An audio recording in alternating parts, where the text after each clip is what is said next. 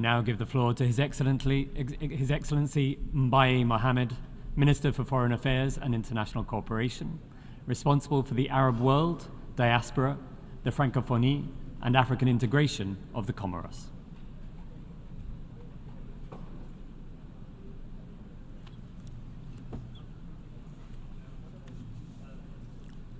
Excellences, Monsieur le Président de l'Assemblée générale, Majesté, Altesse, Excellences, Mesdames et Messieurs les chefs de délégation, Mesdames et Messieurs, Assalamu alaikum wa rahmatullahi ta'ala wa barakatuh.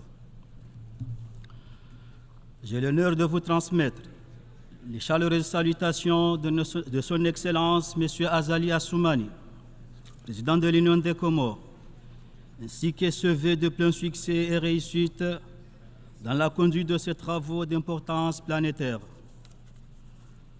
Permettez-moi tout d'abord d'exprimer aux autorités américaines, au nom de la délégation comorienne, nos sincères remerciements pour l'accueil chaleureux qu'elles nous ont réservé à New York, dans le cadre de notre participation à cette 79e session de l'Assemblée générale des Nations unies. Je voudrais ensuite adresser mes chaleureuses félicitations à Son Excellence M. Philomo Yang pour sa brillante élection à la présidence de 79e session ordinaire de l'Assemblée générale des Nations unies et lui dire combien nous nous sentons honorés en tant qu'Africains par cette présidence. Je rends d'autre part un hommage mérité à Son Excellence M. Denis Francis pour son leadership avisé et son engagement en faveur de la paix et du développement durant la présidence de la 78e session dont il a parfaitement dirigé les travaux.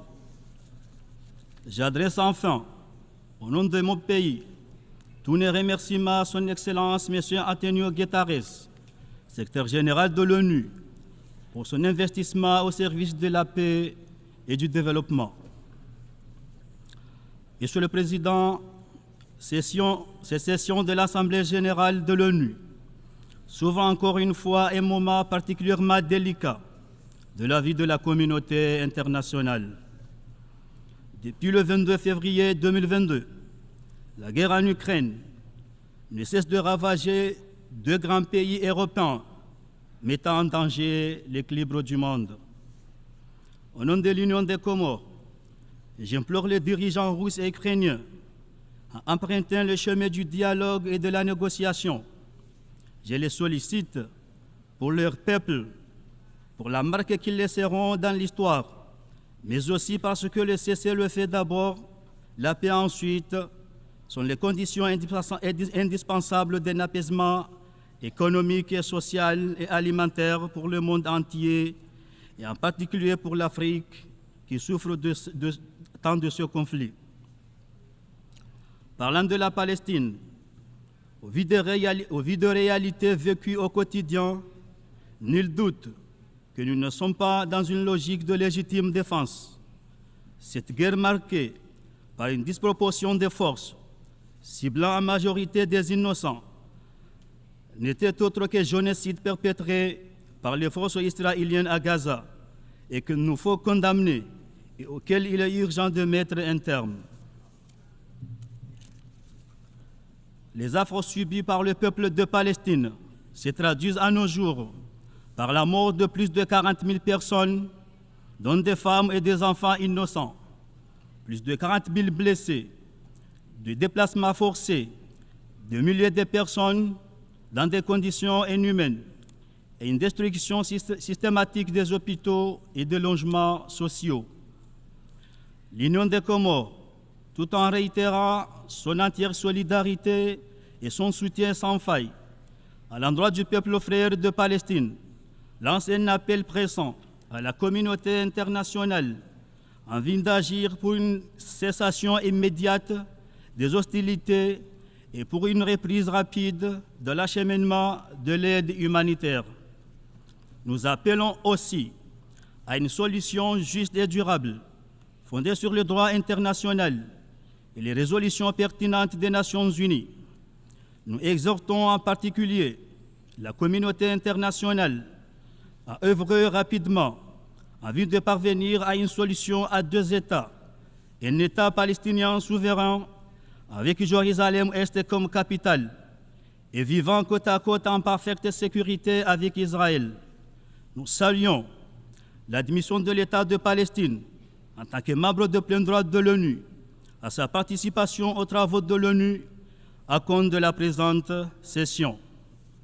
Je rappelle aussi que la situation est également très grave en Cisjordanie et comme le souligne le cardinal Pizzaballa, patriarche latin de Jérusalem, ce qui se passe est un exemple palpable et concret dont la façon dont la haine, le ressentiment, le mépris ont conduit à des formes de violence de plus en plus extrêmes et de plus en plus difficiles à contenir.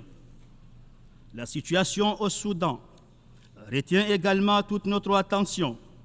Nous appelons les deux parties au conflit à la retenue pour épargner les populations des affres de cette guerre qui, pour des frères, n'a que trop duré. S'agissant du Sahara occidental, l'Union des Comores estime que le plan d'autonomie de ces territoires au sein du royaume charifien, présenté de 2007 par les autorités marocaines, constitue le moyen le plus sûr de parvenir à un règlement durable des conflits anachroniques dont la perpétuation serait contraire aux intérêts même des populations concernées, au développement économique de toute la région.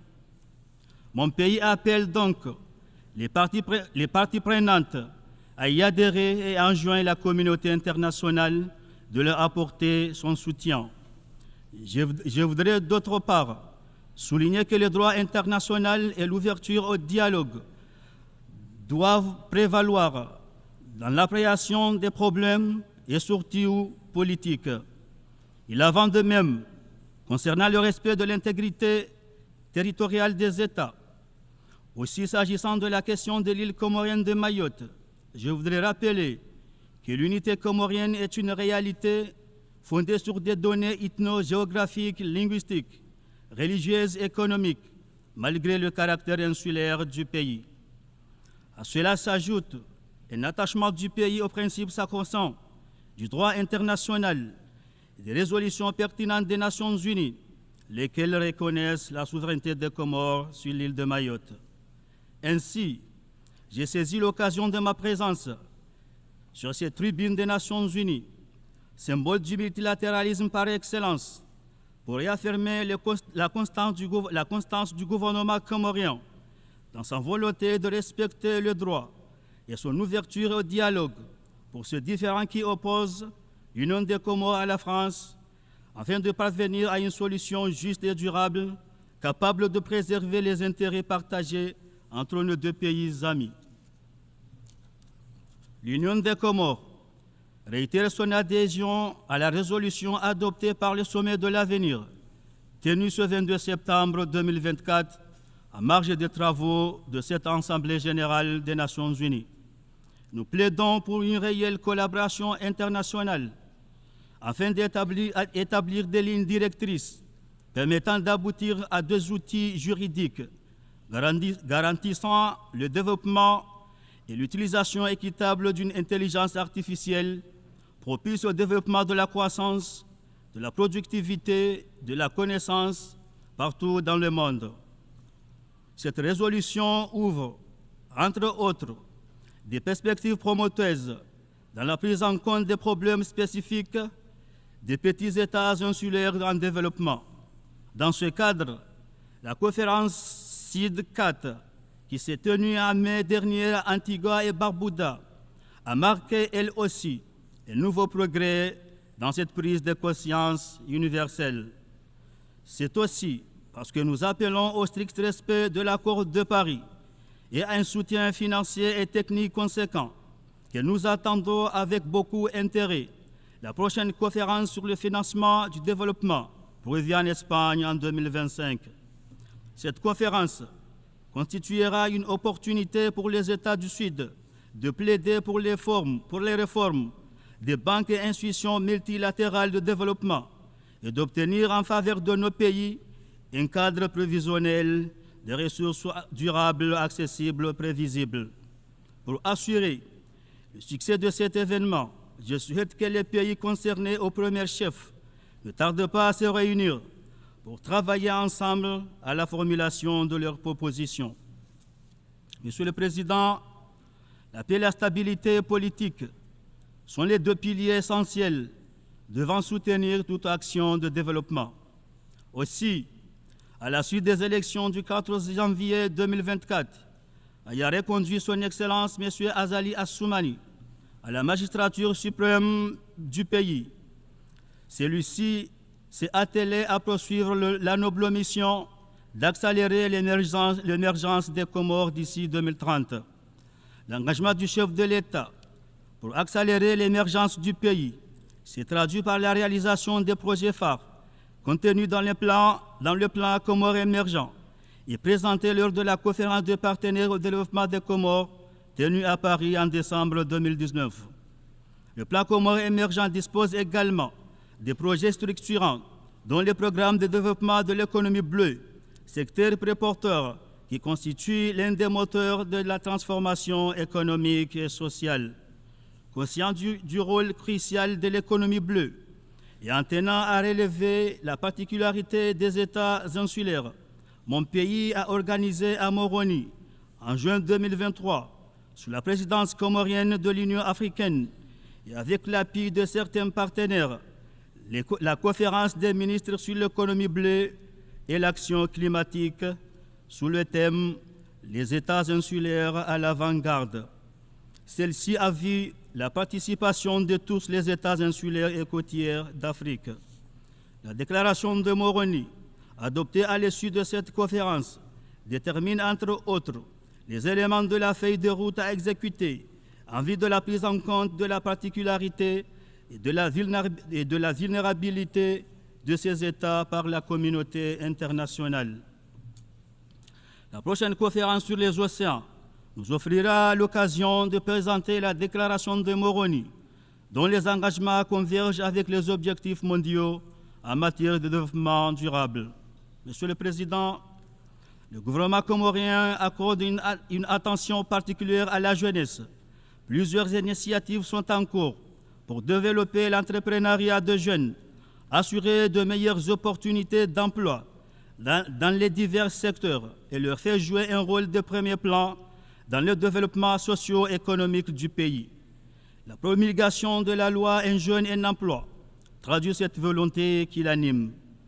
L'attachement du chef de l'État de l'Union des Comores à l'épanouissement de la jeunesse, mais aussi la confiance qu'il accorde à cette catégorie de la population pour impulser une dynamique nouvelle en tant que force motrice du pays, l'a conduit à nommer, il y a quelques mois, un gouvernement majoritairement formé de jeunes cadres. Il a ainsi pris le pari d'engager avec la jeunesse la transformation du pays pour le renouveau des Comores. Au-delà de ces domaines clés, le chef de l'État a également retenu le sport, la culture, l'art et le patrimoine dans son agenda quinquennal, marquant ainsi son intérêt pour ce volet social qui contribue à bien façonner et à bien renforcer notre identité nationale.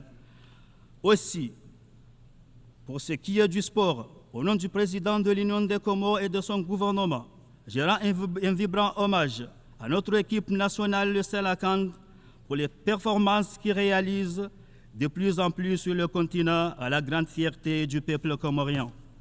Monsieur le Président, les défis qui se posent au monde d'aujourd'hui sont multiples et appellent à une action conjuguée de nous tous pour y faire face. Chaque session qui a lieu regroupant cette assemblée est un espoir pour les peuples de voir se pointer des changements de tout ce qui fait leurs angoisses et leurs appréhensions. Au nom de valeurs nobles qui nous unissent, œuvrons pour transformer ces angoisses en apaisement et ces appréhensions en espoir et surtout en réalisation des aspirations de nos peuples respectifs Thank you very much for your attention.